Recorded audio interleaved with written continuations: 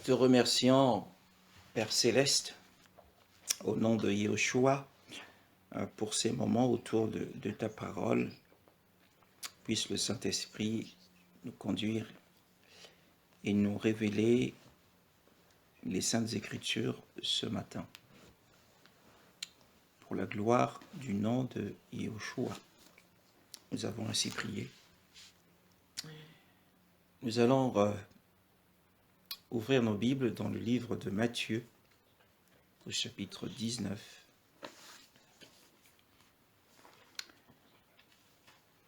À partir du verset 16. Matthieu 19, à partir du verset 16. Nous lirons le verset 16, le verset 17. Nous lirons le verset 16, le verset 17. Et nous lirons également le verset 23. Quelqu'un s'approchant lui dit: Bon docteur, que dois-je faire de bon pour avoir la vie éternelle? Mais il lui dit: Pourquoi m'appelles-tu bon? Personne n'est bon excepté un seul, Elohim. Mais si tu veux entrer dans la vie, garde les commandements. Il lui dit: Lesquels? Et Yeshua lui dit: Tu n'assassineras pas, tu ne commettras pas d'adultère, tu ne voleras pas, tu ne diras pas de faux témoignages, honore ton père et ta mère, et tu aimeras ton prochain comme toi-même. Le jeune homme lui dit: J'ai gardé toutes ces choses dès ma jeunesse. Que me manque-t-il encore? Yeshua lui dit: Si tu veux être parfait, va, vends ce que tu as et donne-le aux pauvres, et tu auras un trésor dans le ciel. Et viens et suis-moi. Mais quand ce jeune homme eut entendu cette parole, il s'en alla tout triste, car il avait beaucoup de propriétés. Mais Yeshua lui dit à ses disciples: Amen, je vous le dis, un riche entrera difficilement dans le royaume des cieux. Amen. Amen.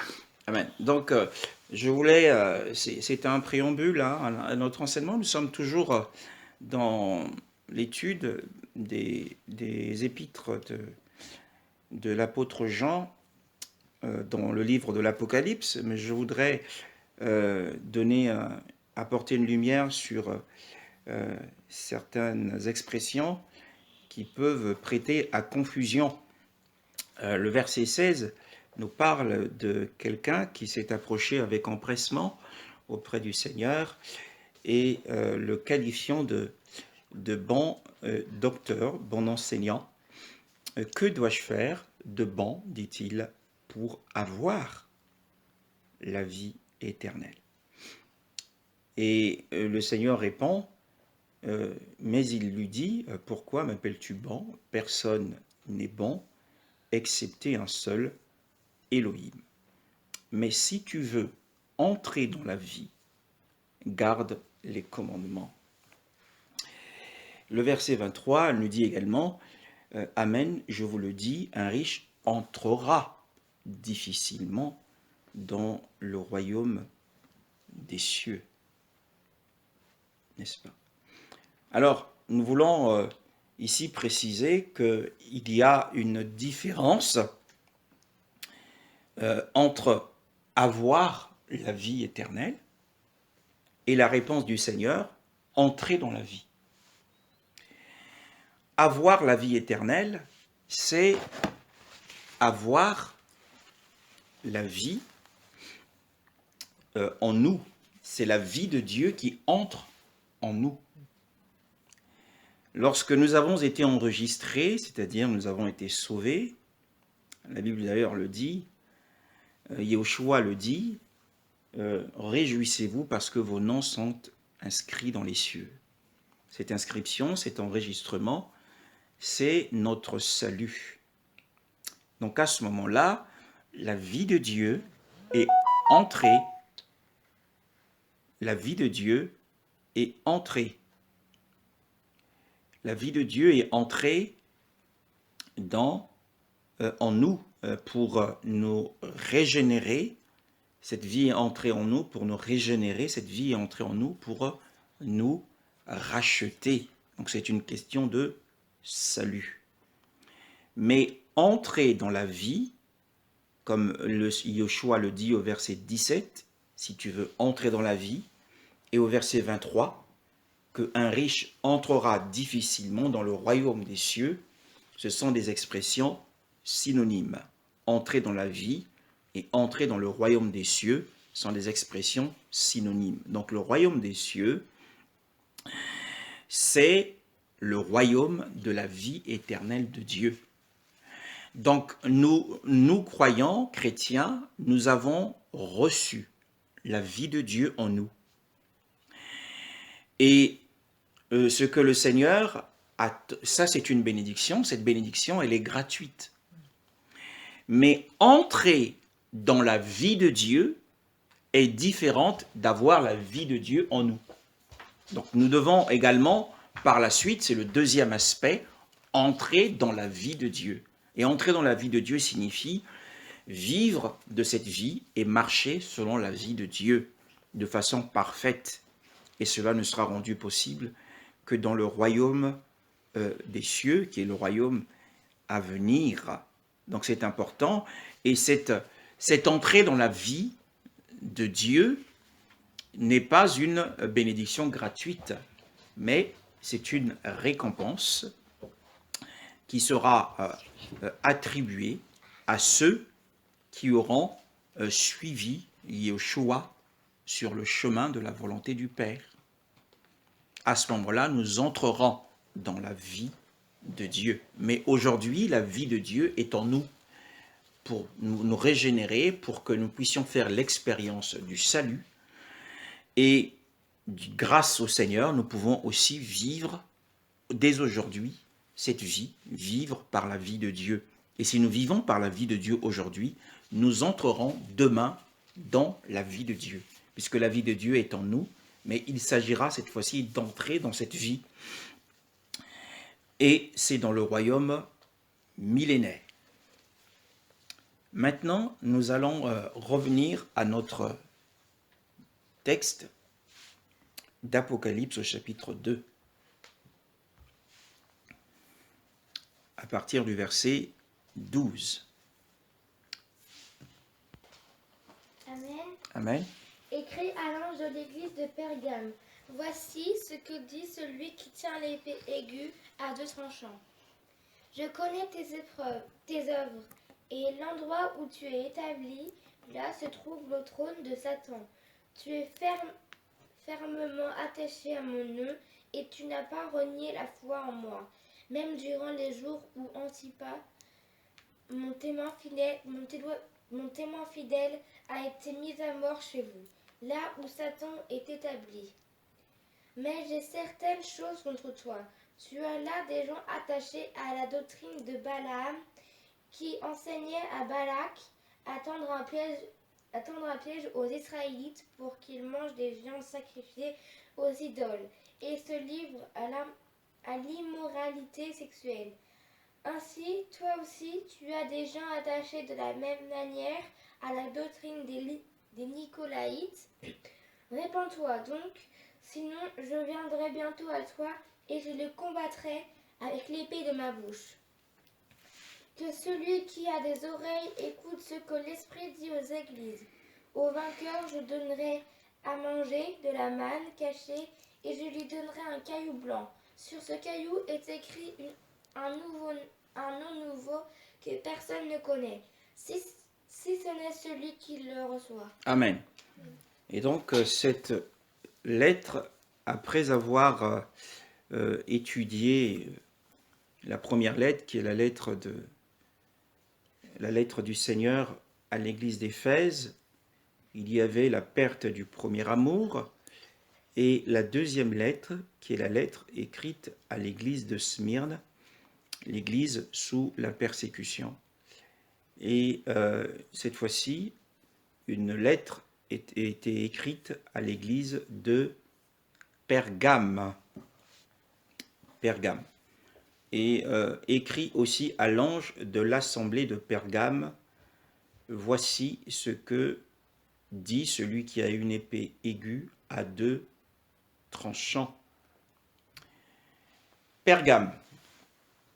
Smyrne était une église qui a subi des tribulations, qui a subi des persécutions. Eh bien, en fait, il y a une ligne de succession, il y a une ligne logique dans les lettres qui sont écrites. Après avoir perdu le premier amour, après que cette église ait reculé, le Seigneur a ouvert la voie à la persécution, a ouvert la voie aux épreuves pour réveiller l'Église. C'est donc Smyrne. Et finalement, l'Église s'était réveillée puisque dans cette Église, beaucoup de martyrs ont choisi de livrer leur vie à la mort à cause de l'amour qu'ils avaient pour le Seigneur. Ils ont refusé de renier le nom du Seigneur. Et beaucoup, sous la persécution de Néron, qui était l'un des 12 Césars, ont renoncé à leur vie. Mais nous arrivons maintenant dans l'église de Pergame. Donc à Smyrne, nous avons lu que le verset 10 nous dit « N'aie aucune peur des choses que tu vas souffrir. Voici, le diable va jeter des vôtres en prison afin que vous soyez éprouvés, et vous aurez une tribulation de 10 jours. Sois fidèle jusqu'à la mort, et je te donnerai la couronne de vie. » Et donc, nous voyons que la persécution et les épreuves qu'avait connues cette église de Smyrne venaient directement étaient l'expression de la colère de Satan. Satan a persécuté les saints, Satan a tué beaucoup de saints. Et nous le voyons ici changer de tactique. À Pergame, Satan change de stratégie. Il passe de la persécution à autre chose. Il y a deux outils entre les mains de Satan. Le premier outil, c'est la persécution dans toutes les directions.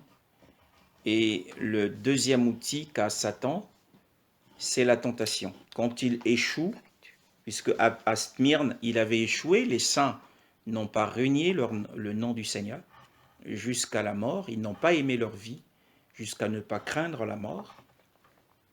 C'était une église qui avait finalement remporté la victoire sur les persécutions, sur les attaques de Satan. Et le deuxième outil que Satan utilise, c'est la tentation. Voilà les deux outils que Satan utilise dans toute l'histoire de la Bible. Dans la vie des croyants, il a ces deux outils qu'il manie. Et s'il échoue avec la persécution, s'il échoue à nous avoir avec les souffrances, eh bien, il passera par la tentation. Il essayera la tentation. Nous le voyons aussi dans la vie de notre Seigneur, la vie du Seigneur Yeshua. Yeshua a été d'abord conduit dans le désert pour être tenté par Satan. Et pendant 40 jours, Satan l'a éprouvé. Il l'a tenté, lui a proposé les richesses et les gloires des nations. Et s'il se prosternait devant lui, eh bien, il les lui donnerait, parce que cela lui a été donné par Adam. Adam avait perdu l'autorité des nations par le péché. Et Yeshua a remporté la victoire sur la tentation, et après avoir remporté la victoire sur la tentation, Satan a utilisé son autre tactique, son autre stratégie qui est la persécution. Donc c'est soit l'un, soit c'est l'autre. Donc il a persécuté Yeshua jusqu'à la mort de la croix. Donc tout au long de son ministère, il a subi la persécution de la part de ses frères juifs jusqu'à la mort de la croix. Nous le voyons également dans l'Ancienne Alliance. Dans l'Ancienne Alliance, nous voyons dans l'histoire de Joseph. Joseph a été persécuté par ses frères après avoir... C'est Satan qui était derrière cette affaire, puisque Joseph avait des visions. C'était un visionnaire, c'était un homme qui avait reçu un don particulier de la part du Seigneur. Il a été persécuté par ses frères, et après la persécution, Satan, voyant que ce jeune homme était sorti de cette persécution vainqueur, puisqu'il se retrouve dans la maison de Potiphar, et là, il est établi comme intendant des biens de cet officier du roi Pharaon. Et là, il va le tenter, il va le soumettre à une tentation avec la femme de Potiphar. Et il résiste également à cette tentation, et finalement, Satan le jette en prison. Donc, nous le voyons également dans la vie de l'apôtre Paul. L'apôtre Paul, il s'appelait Saul de Tarse. Saul de Tarse avait cédé à la tentation de faire la guerre aux saints pendant les premières heures de l'Église. Eh bien, après que Yahushua ait rattrapé Saul de Tarse sur le chemin de Damas, Satan l'a persécuté en le jetant en prison. On le retrouve dans Actes chapitre 16. Et d'ailleurs, la fin de son ministère, il l'a fini étant dans la prison. Donc nous voyons que les deux armes ou les deux outils que Satan utilise en tout temps, c'est soit la persécution, soit la tentation. S'il échoue dans la persécution, il va utiliser la tentation. S'il échoue dans la tentation, il va utiliser la persécution. Ce sont ses armes. Il met toujours des stratagèmes. Et donc, dans le cas de Pergame, nous allons nous attarder sur le nom Pergame. Pergame, en grec, c'est Pergamos. Pergamos, ce qui signifie, ce nom a deux significations. Le nom de Pergame a deux significations. La première signification, c'est le mariage, un mariage complet. Gamos nous parle premièrement du mariage complet. Pergame, c'est le mariage. Et la deuxième signification, c'est une tour, une haute tour, comme la tour Eiffel, ou encore, selon les termes bibliques, comme la tour de Babel. Donc, Pergame, c'est l'église qui représente le mariage et la tour élevée, une haute tour. Une haute tour nous parle d'une position honorable. Hein? Nous le voyons dans Genèse chapitre 16. Genèse chapitre 16 nous parle de ces hommes qui s'étaient mis d'accord pour élever une tour dont le sommet toucherait le ciel. Donc, et de se faire un nom. Donc, la tour nous parle d'une position honorable. Voilà, donc c'est la condition de cette église, et c'est pour cette raison que au verset 12, Yahushua, notre Seigneur, se présente comme celui qui a une épée aiguë à deux tranchants. L'épée nous parle de l'action de séparer, et l'épée nous parle également du jugement. L'action de séparer et le jugement. Donc nous voyons le premier contraste, c'est que d'abord, c'est une assemblée, c'est-à-dire une église. Qu'est-ce qu'une église? Eh bien, en grec, l'église, c'est ecclésia, appelé à sortir hors du monde, à nous séparer. Donc, l'église, ce sont les saints qui sont appelés à sortir du monde. Et Pergame, c'est donc l'église de Pergame, l'église qui s'est mariée. Le verset 13. Le verset 13. Frère Lionel. Œuvres et où tu demeures, là où est le trône de Satan, mais tu retiens mon nom et tu n'as pas renié ma foi, pas même dans les jours dont tu passes. Mon témoin fidèle, qui a été tué chez vous, là où demeure Satan. Amen. Le verset 13 nous dit, je connais tes œuvres. Le Seigneur commence à décrire les choses ou les actions de cette église. Je connais tes œuvres et où tu demeures, là est le trône de Satan. Pergame demeurait là où est le trône de Satan. Donc il nous faut comprendre ce que le Seigneur veut dire par là. Là où est le trône, quand on parle du trône, on parle d'un royaume, on parle du règne. Et nous allons lire 1 Jean chapitre 5, 1 Jean chapitre 5, le verset 19. Nous sommes d'Élohim et que le monde entier se tient dans le mal. Amen. Oui. Sœur Carole va lire dans sa version. C'est quoi 19? 19. Nous savons que nous sommes de Dieu et que le monde entier est sous la puissance du mal. Oui.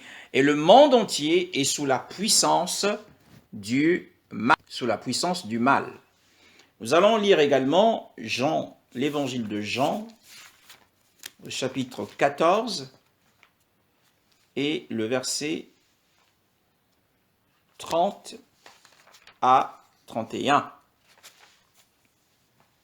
Amen.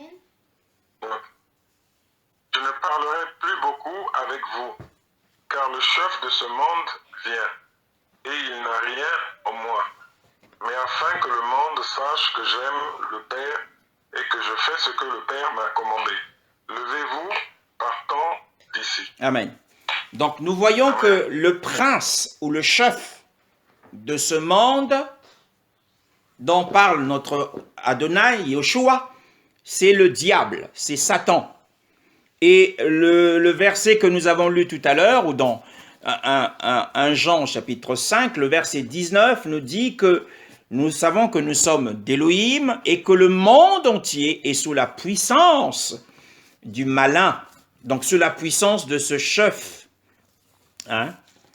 Et 2 Corinthiens chapitre 4, 2 Corinthiens chapitre 4, 2 Corinthiens chapitre 4, le verset 4 également. 2 Corinthiens chapitre 4, le verset 4. Amen. Amen. En ceux dont l'Élohim de cet âge a aveuglé les pensées des incrédules, afin que ne brille pas pour eux l'illumination de l'évangile, de la gloire du Mashiach, lequel est l'image d'Élohim. Car nous ne prêchons pas nous-mêmes, mais Yeshua Mashiach le Seigneur, et nous-mêmes nous sommes vos esclaves pour l'amour de Yeshua. Amen. Le verset 4 nous dit « En ceux dont l'Élohim, c'est-à-dire le Dieu de cet âge, a aveuglé les pensées des incrédules, afin que ne brille pas pour eux l'illumination de l'évangile de la gloire du Mashiach, lequel est l'image d'Élohim, donc de notre Dieu. » Donc l'Élohim de cet âge, l'âge dans lequel nous sommes, c'est-à-dire ce monde, le Dieu de ce monde, c'est Satan. Donc le trône de Satan ne se trouve pas en enfer, comme on a souvent dit entre les chrétiens, dans le milieu chrétien. Le trône de Satan ne se trouve pas en enfer. L'enfer est une prison pour Satan. Le trône de Satan se trouve dans ce monde. Oui, son trône est dans ce monde dans lequel nous sommes. Parce que Yeshua dit que le chef de ce monde vient. Le chef, c'est-à-dire le prince. Donc c'est un roi. Et son trône se trouve ici sur terre. Pas en enfer, selon les Écritures que nous venons de lire. Donc, nous avons un gros problème avec l'église de Pergame. Nous avons dit que l'église de Pergame, Pergame signifie mariage et tour haute. Alors l'église, par définition, c'est l'ecclésia appelée à sortir du monde, appelée à se séparer du monde. Mais Yeshua dit à Pergame que Pergame demeure. Pergame demeure là où est le trône de Satan. Ce qui signifie que l'église s'était alliée. Donc l'église avait fait alliance avec le monde. L'église de Pergame était tellement tombée bas que finalement, cette église s'était mariée au monde. C'est le mariage de l'église avec le monde. Là où est le trône de Satan dans le monde. Et la question, c'est que, ici, il est dit que cette église demeure. Cette église vit, cette église habite là où est le trône de Satan. Et ce qui est diamétralement opposé au Seigneur. Parce que être une tour forte, c'est rechercher une position honorable dans le monde. L'Église a recherché une position honorable dans le monde. Alors nous avons dit tout à l'heure que les deux armes les plus redoutables de Satan, c'est d'une part la persécution. Si nous vivons pieusement en Jésus-Christ, nous serons persécutés. Et d'autre part, c'est la tentation. Et parce que Satan n'avait pas réussi à avoir les chrétiens au point qu'ils renoncent au nom du Seigneur, alors il a changé de stratégie.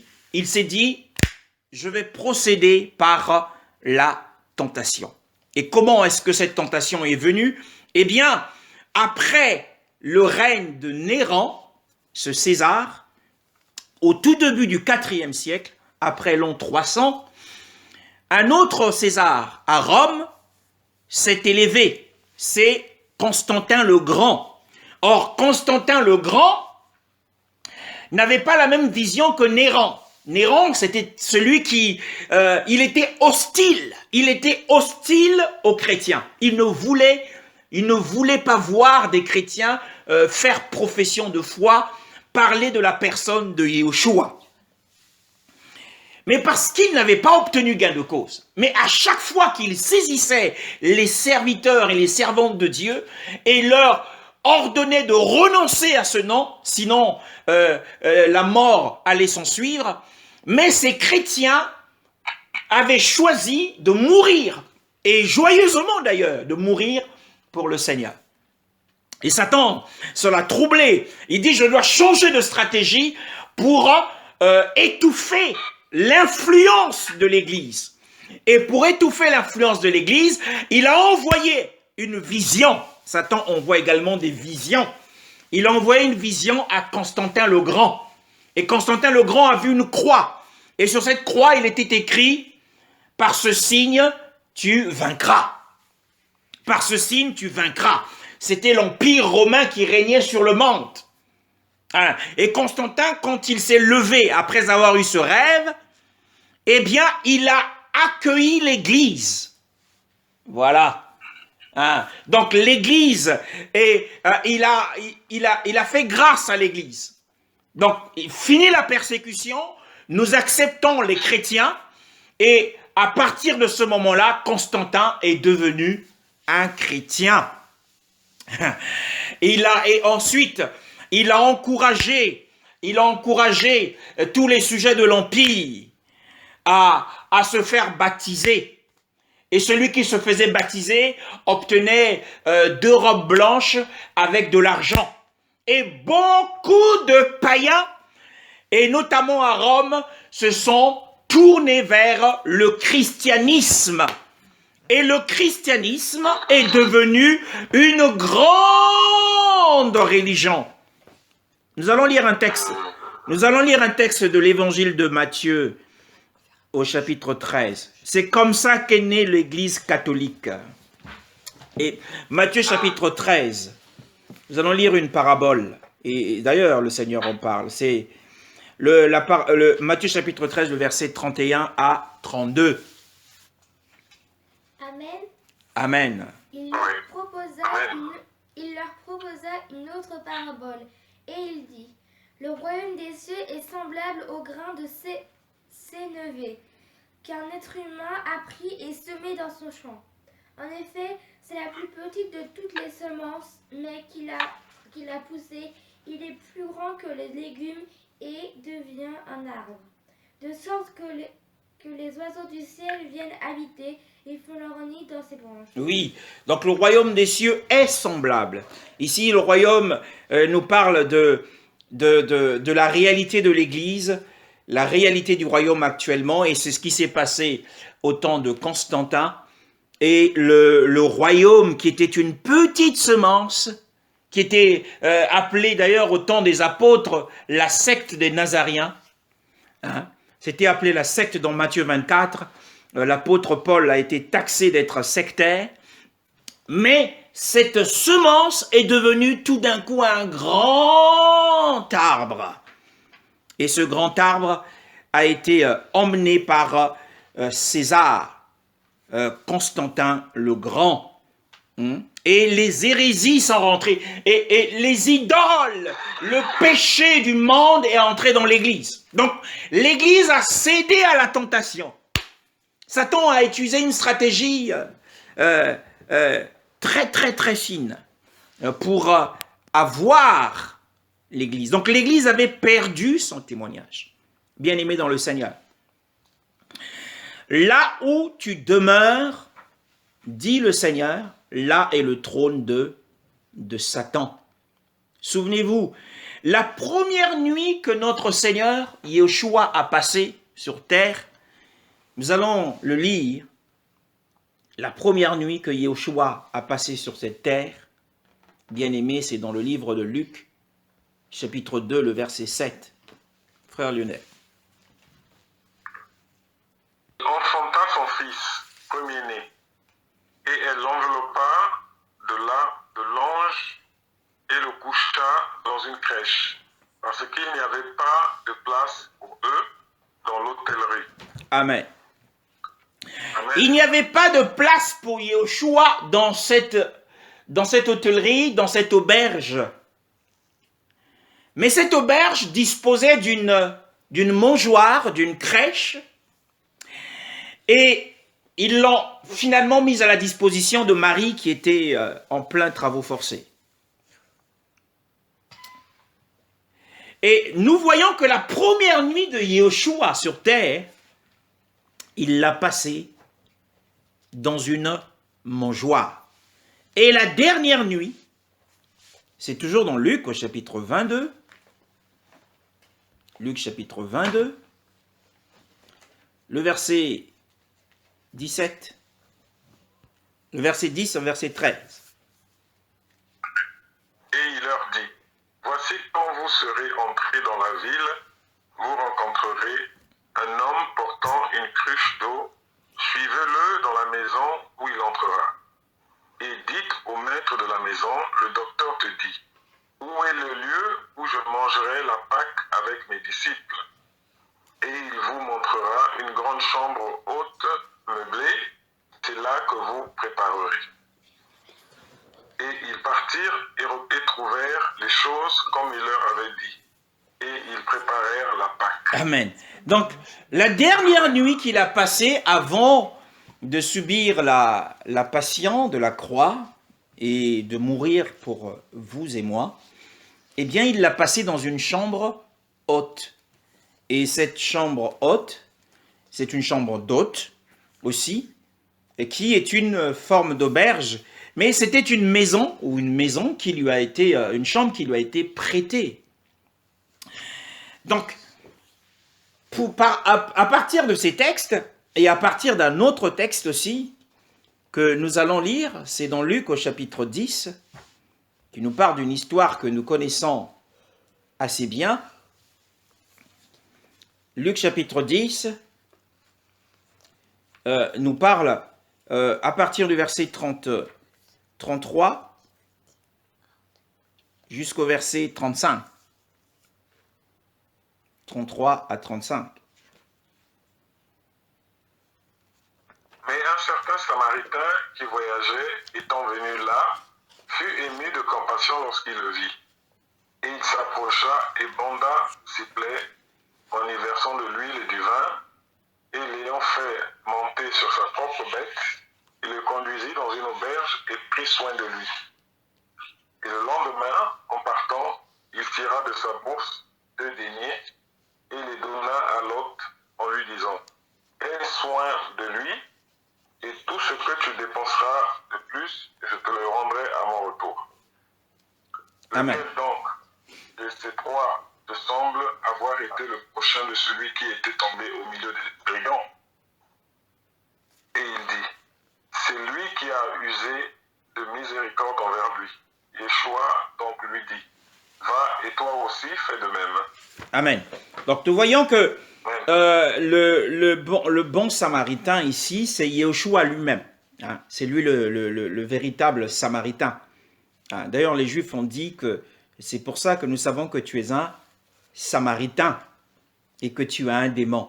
Alors, lorsqu'ils étaient en train de l'outrager, bien sûr. Mais le bon samaritain, c'est le Seigneur, et celui à qui il a eu compassion, c'est vous et moi. Et après avoir apporté les soins nécessaires, n'est-ce pas, en y versant premièrement de l'huile et du vin, le vin nous parle de son sang, et l'huile, c'est l'œuvre du Saint-Esprit. Et il nous fait monter dans sa propre monture, pour le voyage, bien sûr, la monture de la grâce, et nous conduit dans une auberge. L'auberge ici, c'est l'église. Et afin que l'aubergiste prenne soin de nous. L'aubergiste, c'est celui que le Seigneur a établi comme intendant pour prendre soin de ceux de sa maison. Et il lui dit, aie soin de lui, et tout ce que tu dépenseras de plus, je te le rendrai à mon retour. C'est-à-dire qu'il le récompensera dans le royaume millénaire, celui qui aura pris soin des âmes que le Seigneur lui a confiées. On parle des anciens, on parle des évêques. Et donc nous voyons ici que le lieu où le Seigneur s'attend à nous retrouver lorsqu'il reviendra, c'est dans l'auberge. Or, une auberge, lorsqu'on est dans une auberge, ce n'est pas de façon permanente. C'est de façon provisoire. Quand on va dans l'hôtel, c'est pas pour y vivre toute sa vie, c'est pour un temps. Donc, déjà par la vie du Seigneur, par le fait qu'il a sa première nuit qu'il est passée dans une mangeoire, et que sa dernière nuit, il l'est passée dans une autre auberge qui lui a été prêtée, eh bien, nous voyons que par sa propre vie, Yeshua a voulu nous dire qu'il était un voyageur sur terre. Donc, il attend également que les chrétiens aient ce caractère et cette mentalité d'être des voyageurs. Nous ne sommes que des voyageurs, nous ne sommes que des passagers sur terre. Si nous avons cette mentalité, eh bien, nous ne ferons pas attention aux choses du monde. Mais le problème de Pergame, c'est que Pergame n'avait pas la même caractéristique que son Seigneur. C'est que dans l'église de Pergame, l'église avait élu domicile. L'église avait habité dans le lieu. Donc habiter signifie être citoyen du monde.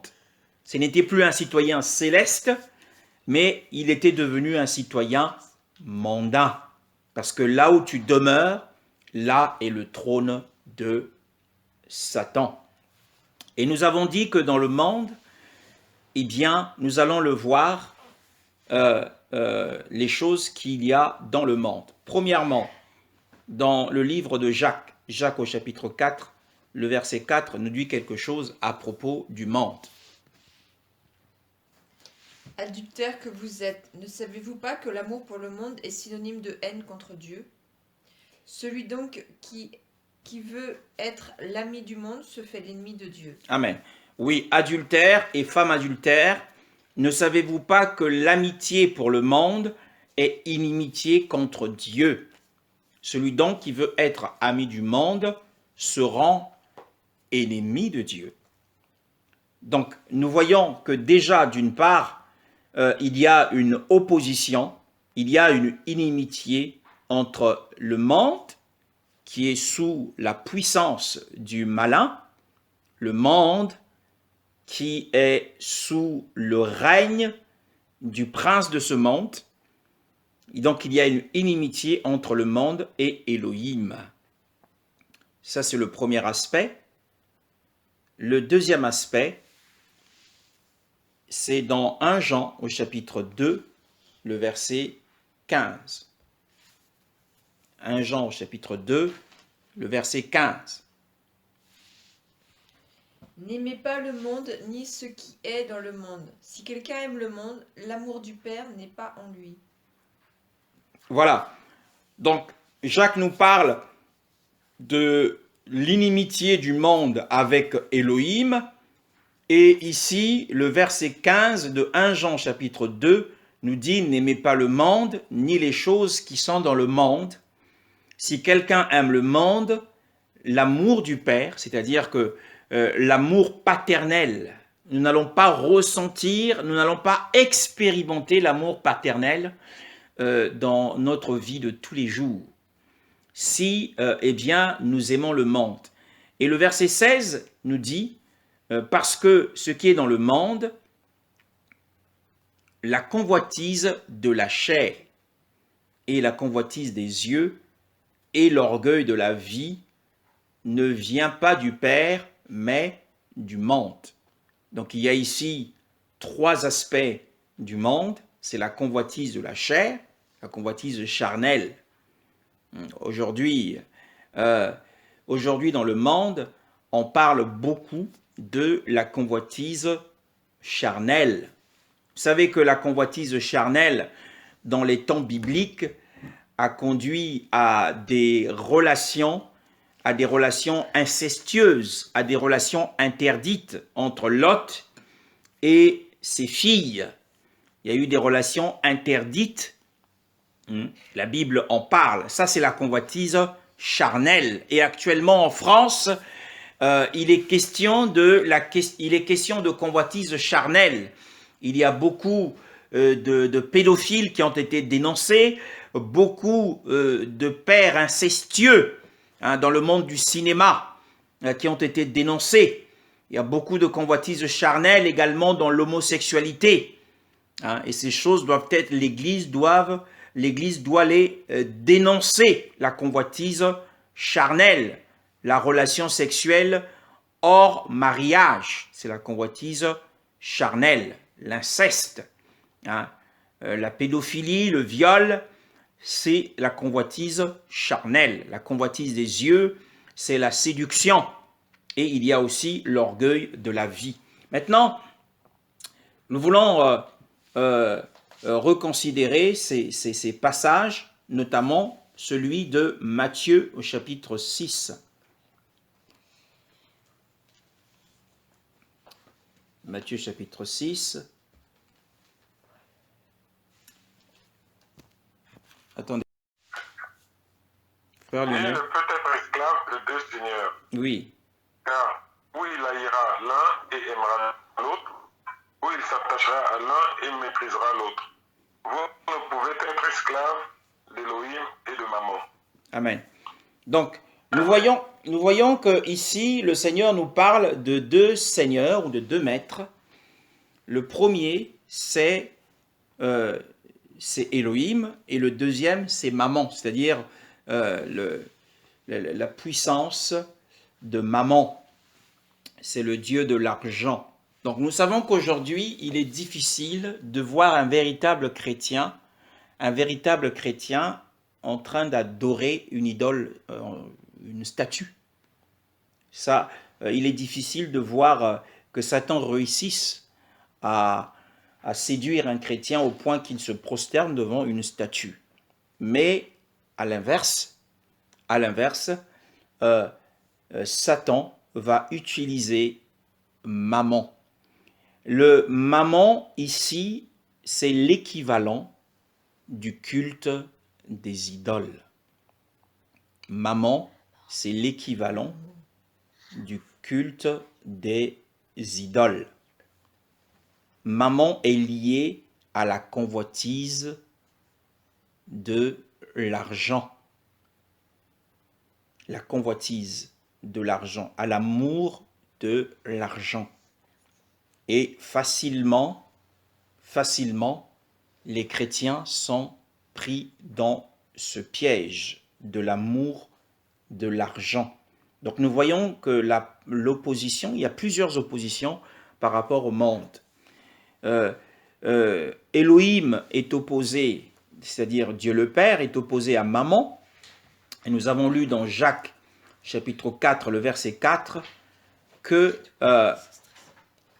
le monde, je relis Jacques, chapitre 4, le verset 4, adultère et femme adultère, ne savez-vous pas que l'amitié pour le monde est inimitié contre Elohim? Donc le monde est opposé à Elohim, c'est-à-dire Dieu le Père. Et Mashiach, dans 2 Corinthiens chapitre 6, 2 Corinthiens, c'est-à-dire le Christ, chapitre 6, le verset 16, non, le verset 15, 2 Corinthiens chapitre 6, le verset 15, que nous dit la parole. La parole nous dit: mais quel accord y a-t-il entre Mashiach et Bélial? Bélial, c'est un autre nom de Satan. Donc ici, Satan est opposé à notre Seigneur Yeshua. Et Mammon, qui est le dieu de l'argent, est opposé à Elohim, Dieu le Père. Et dans Galates, au chapitre 5, le verset 17, Galates chapitre 5, le verset 17. Quelqu'un est à la page, peut faire la lecture. Oui, car la chair désire le contraire. Car la chair désire le contraire de l'esprit, et l'esprit le contraire de la chair. Et ces choses sont opposées l'une à l'autre, afin que vous ne pratiquiez pas les choses que vous voudriez. Donc nous voyons que la... Donc, si vous êtes Amen. Merci frère. Amen. Donc nous voyons que la chair est opposée au Saint-Esprit. Donc la chair est opposée au Saint-Esprit, le monde et Mammon sont opposés à Elohim, Dieu le Père, et Satan est opposé à Yeshua, notre Seigneur, le Mashiach. Donc, pour revenir à notre texte, c'est que l'Église aujourd'hui, comme l'Église à l'époque de Constantin, est en train de vivre dans le monde. Et pour le Seigneur, c'est une forme de fornication. Nous sommes appelés à être, non pas à demeurer dans le monde, et encore une fois, demeurer dans le monde, c'est se laisser prendre au piège de l'amour de l'argent. L'amour de l'argent. Mais faisons excessivement attention à ce sujet. La Bible est assez claire là-dessus. Donc la Bible dit, là où tu demeures, là est le trône de Satan. Nous ne devons pas demeurer là où est le trône de Satan. Mais par contre, ce que le Seigneur nous appelle à faire, c'est de marcher en tant que citoyen céleste dans ce monde de façon détachée et à le servir lui seul. Donc nous allons nous arrêter là ce matin sur l'amour du monde que nous devons rejeter, mais plutôt servir le Seigneur, puisque nous parlerons de l'amour du monde tout au long de cette étude, puisqu'il est question d'une église qui a sombré dans le monde, l'église mondaine, et qui a établi sa demeure là où est le trône de Satan. Et nous parlerons de cela bien plus tard, mais le Seigneur veut que l'on s'arrête ici, ce matin, et que l'on considère sa propre vie, qui est le maître, qui influence notre vie. Est-ce que c'est l'amour de l'argent? Et si nous avons de la convoitise dans notre cœur, cela signifie que nous rendons un culte à une idole. Et l'idole de notre cœur, ça va être l'argent. Encore une fois, Satan est subtil, il est très malin. Il ne nous conduira pas à nous prosterner devant une statuette, mais essaiera de nous tendre le piège de la question d'argent. Donc nous parlerons de l'argent bien plus tard, nous parlerons de l'Antipas et nous parlerons de Balaam. Tout cela est lié à l'argent. Donc nous allons remercier le Seigneur pour cette réunion de ce matin, par sa grâce et sa bonté. Nous te louons, Seigneur, pour ta miséricorde, nous te louons pour le Saint-Esprit qui voudrait que nous puissions revoir le serviteur n'est pas plus grand que son maître, ni le disciple que celui qui l'a appelé. Si le Seigneur a été couronné, le monde l'a couronné d'épines, c'est tout ce qu'il a reçu en retour du monde. Il a reçu des moqueries de la part du monde. Le monde l'a traité de démoniaque. Et qu'en sera-t-il de nous aujourd'hui, Seigneur? L'église de Pergame avait une position honorable dans le monde. L'église n'était plus persécutée. Et si nous ne sommes plus persécutés, eh bien, c'est aussi à cause des compromis que nous avons faits. Et nous voulons te bénir parce que tu veux que nous soyons fidèles dans le témoignage et que nous puissions témoigner du troisième genre contre le troisième genre, contre ce qui est véhiculé par les médias, l'homosexualité qui est affichée à la télévision, condamner ces choses qui se font dans le monde, la convoitise de la chair qui est dans le monde. Nous te louons, Seigneur, pour la fidélité à ta parole, peu importe la vague d'opposition que nous allons rencontrer. Tu ne veux pas que nous puissions être dans l'amitié du monde. Et l'amitié du monde, pour nous, c'est avoir l'amour de l'argent. C'est le piège de Satan contre les serviteurs et les servantes de Dieu. Seigneur, fais-nous grâce de ne pas nourrir, car la Bible dit que l'amour de l'argent est la source de tous les maux. Quelques-uns, en étant saisis, sont tombés dans des pièges pernicieux, et ce qui les a conduits sur le chemin de la destruction. Je te prie, Seigneur, de nous faire grâce et de pouvoir reconsidérer la question de l'argent dans notre vie.